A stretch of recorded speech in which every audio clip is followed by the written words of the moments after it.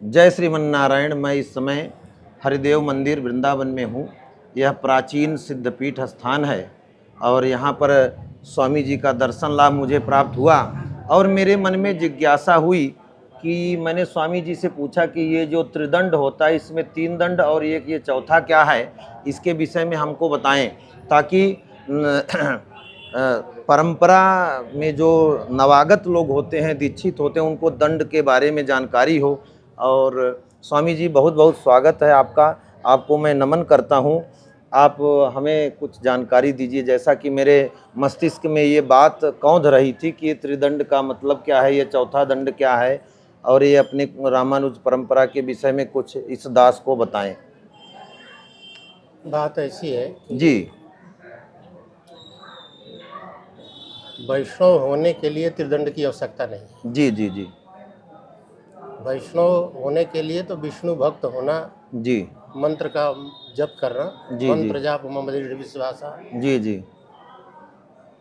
मंत्र जो गुरु ने दिया उसका जाप करना जी जी और उसका अनुसंधान करते रहना, जी जी गुरु के चरणों में अभिबंधित रहना जी जी आदि भाव है जी वैष्णव के लिए। जी जी और जैसा कि ब्रह्मचर्य, जी गृहस्थ, जी बाणप्रस्थ संन्यास जी जी जी के प्रसंग आता है, जी जी जी तो ब्रह्मचारी भी वैष्णव हो सकता है, गृहस्थ भी वैष्णव हो सकता है, जी जी बाणप्रस्थी भी वैष्णव हो सकता है। जी जी और इस वैष्णवता में रहते हुए कोई संन्यास आश्रम धारण करता है, जी जी उसके लिए जी त्रिदंड की आवश्यकता है। जी जी जी तो त्रिदंड इसलिए धारण जी करते हैं हम जी कि हम 3 तत्व को मानते हैं। जी जी जी विशिष्टंच विशिष्टंच विशिष्टे अद्वैतम विशिष्टाद्वैतम। जी जी तो विशिष्ट किससे विशिष्ट? जी तो बोले जो शरीर बना है, जी जी जी ये शरीर पंच तत्व से जी निर्मित है। जी जी और पंच तत्व क्या है? प्राकृत है। जी जी प्राकृत वस्तु नशवान होता है, जी जी जी जी नष्ट हो जाता है, और अप्राकृत जो होता है वो नष्ट नहीं होता है। जी जी जी तो जीव कभी नष्ट नहीं होता है जी जी जी और शरीर नष्ट होता है। जी जी जी लेकिन जिस परिस्थिति में हम हैं, जी जी उस परिस्थिति में शरीर भी है जी और आत्मा भी है जी जी और इसके अंदर परमात्मा भी है। जी तो जीव तो भोक्ता बन करके एक प्रकार से इस वृक्ष पर बैठा है जी अथवा इस शरीर में है। जी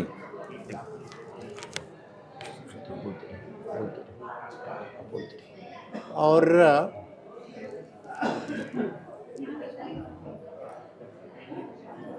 जो है जी परमात्मा जी वो दृष्टा बन करके बैठा हुआ है। जी जी दृष्टा का मतलब देखने वाला, जी कि जीवात्मा क्या क्या कर रहा है। जी तो करने का अभिप्राय ये है कि अपने कर्मों का भोग भोगना। जी हम जब तक कर्म से संयुक्त रहेंगे तब तक ये शरीर हमारे पास जी रहेगा, जी जी और कर्म हमारा जब समाप्त हो जाएगा जी तो हमारा जीवन भी समाप्त हो जाएगा, जी जी क्योंकि कर्म के अधीन शरीर प्राप्त हुआ है। जी और उसी कर्म से जो फल मिला है, सुख जी और दुख, जी अच्छे कर्मों का फल सुख मिला है जी जी और बुरे कर्मों का फल दुख जी मिला है। जी जी तो इस सुख और दुख को जी जी भोगने के लिए शरीर मिला है। जी जी जी कोई भी व्यक्ति ऐसा नहीं है कि पुण्य ही पुण्य किया हो, जी जी जी और कोई भी ऐसा व्यक्ति नहीं है कि जो पाप ही पाप पाप किए किया हो केवल। जी जी जी जी दोनों मिश्रित है। जी तो मिश्रित है तो कभी सुख है और कभी दुख है। जी जी तो इस प्रकार से ये समन्वय चलता है। तो अभी आपको मैं बताया कि जो व्यक्ति संन्यास वैष्णव जी होकर करके और संन्यास आश्रम में जाना चाहता है, जी संन्यास ग्रहण करना चाहता है, जी जी उसके लिए जी क्या है कि दंड की आवश्यकता है, जी जी जी जी दंड की आवश्यकता है। जी जी जी तो वो दंड कैसा होना चाहिए? जी बोले 3 तत्व को स्वीकार करता है, जी इसलिए 3 दंड होना चाहिए। जी 3 तत्व को स्वीकार करता है, जी प्रकृति तत्व को, जीव तत्व को जी जी और ईश्वर तत्व को जी जी जी स्वीकार करता है, इसलिए जी 3 दंड जी आवश्यक है। जी जी जी एक तो प्रकृति का दंड हो गया, जी जी हाँ हाँ दूसरा जी जीव का दंड हो गया जी जी जी हाँ और तीसरा ईश्वर का। जी जी जी चौथा जो दंड है हाँ जी, इसमें चौथा जो है जी। वो आत्मदंड है। अच्छा अच्छा अच्छा जी 3 तत्व तो बराबर है सब जगह, लेकिन भिन्न। जी जी जी हर व्यक्ति का पुण्य पाप अलग अलग जी जी जी है कि नहीं? जी जी जी जी सभी जीव का पुण्य पाप बराबर नहीं है ना? जी जी जी हाँ यह है, जी जी ऐसा कल्पना हो सकता है क्या? जी जी जी ऐसा कल्पना हो सकता नहीं हो है कि सकता, नहीं। हर व्यक्ति बराबर पुण्य किया हो, बराबर पाप किया हो? जी जी जी ऐसा नहीं है ना? नहीं है, नहीं नहीं है? जी जी जी हर व्यक्ति के माता पिता एक ही जैसे होंगे, जी जी जी ऐसा तो नहीं है। जी जी जी भिन्नता है, जी जी तो भिन्नता को स्वीकार करते हुए एक दंड और- आत्मदंड है ये। हाँ। जी जी, तो बहुत बहुत धन्यवाद स्वामी जी, आपने ये त्रिदंड के बारे में बताया और चौथा दंड ये जो आत्मदंड है इसके बारे में, जीव, प्रकृति और परमात्मा के विषय में बताया।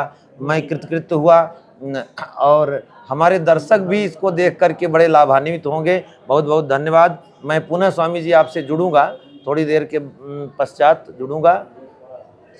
जय श्रीमन नारायण।